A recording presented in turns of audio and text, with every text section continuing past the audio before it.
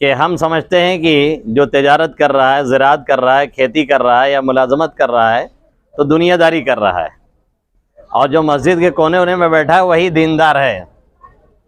नौज़ुबिल्लाह, इस्लाम की ऐसी कोई तकसीम नहीं है। अगर हद में हम हैं, शरीयत के दायरे में रह रहे हैं, तो हमारी तिजारत, मुलाजमत और ज़राअत और काश्तकारी और खेती सब इबादत है। और अगर हम हद से बाहर निकले हुए हैं, तरीक़े मोहम्मदी सल्लल्लाहु अलैहि वसल्लम से हटे हुए हैं, तो फिर हमारी नमाज भी रायगा और बेकार है। इसमें कोई दो राय नहीं है। बहुत से लोग तिजारत को हमारे मुसलमानों में भी एक शजरे ममनुआ समझते हैं, यानी ऐसा दरख्त जिसके करीब हमको नहीं जाना चाहिए, नौज़ुबिल्लाह, और समझते हैं कि ये गैरों का तरीक़ा है। ये तरीक़ा गैरों का नहीं है, ये तरीक़ा हमारा और आप ही का है, और हमारा और आप ही का था। हमने छोड़ दिया और गैरों ने इसे ले लिया, और आज नतीजा ये है कि पूरे वर्ल्ड पे उनका कब्ज़ा है। दुनिया के 60-70% माशी और इकनॉमिक सूरत हाल पे यहूदियों का कब्ज़ा है, और उनकी आबादी कुल कितनी है? अमेरिका जैसे मुल्क में 4% है, हमारे यहाँ 2-4% है, और पूरे वर्ल्ड में ऐसे ही 8-10% बनेंगे। और उसके बावजूद पूरे वर्ल्ड को जब चाहते हैं, जैसे चाहते हैं, नचाते हैं। अभी कोरोना वगैरह काल में आपने देख लिया कैसे बाजारें बंद होती खुलती, सब उन्हीं के हाथ में था। इसी राज को सबसे ज़्यादा अगर किसी ने समझा और महसूस किया था तो उमर फारूक रज़ी अल्लाह ताला अन्हु ने, इन्होंने लोगों को निकाल के बाज़ारों में खड़ा किया और कहा किसी पे बोझ मत बनो, बाज़ारों को संभालो और बाज़ारों पे कंट्रोल अपना जमाओ। बाज़ार तुम्हारे कब्ज़े में है तो फिर इलाका तुम्हारे कब्ज़े में है, और बाज़ार आपके कब्ज़े में नहीं तो इलाका आपके कब्ज़े में नहीं है।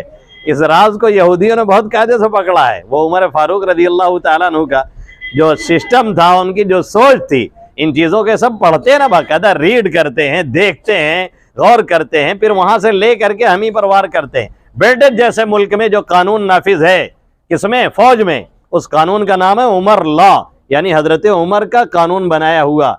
बरतानिया ने अपने यहाँ उसे नाफिज किया हुआ है।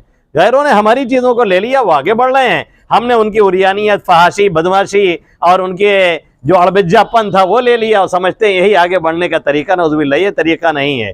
हज़रत इमाम अहमद इब्न हम्बल रहमतुल्लाह अलैह ने फरमाया, कानतिस सहाबा यत्तजीरून फिल बर्रि वल बहर व कफा बिहिम कुदवतन, कि सहाबा किराम में से अक्सर समंदर में, खुश्की में, हर जगह वो तिजारत करते थे। वही हमारे लिए पेशवा और नमूना है। अगर सहाबी पेशवा नमूना नहीं तो आखिर कौन हो सकता है?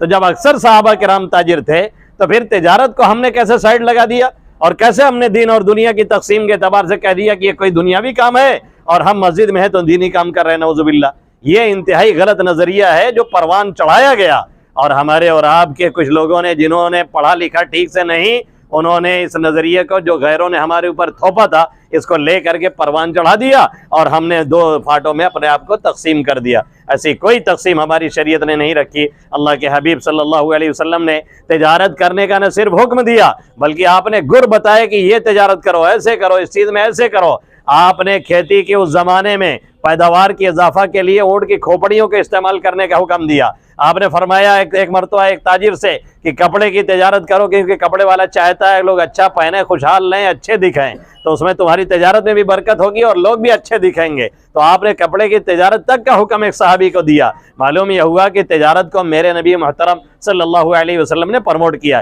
तिजारत तब गलत है जब हम धोखा दें, तिजारत तब गलत है जब हम चीटिंग करें, तिजारत तब गलत है जब हम झूठ से काम लें, तिजारत तब गलत है जब हम नमाज रोज़ा छोड़ दें, तिजारत तब गलत है जब हम उस पैसे को हराम हलाल के तमीज़ के बगैर लेकर के आएँ, तिजारत तब गलत है जब उस पैसे के ज़रिए से अल्लाह और उसके बंदों के हुकूक को अदा न करें। और ये तिजारत ही क्यों, फिर ये ज़िंदगी के तमाम शोबे में जहाँ भी हम ये गलती करते हैं वो चीज़ गलत है।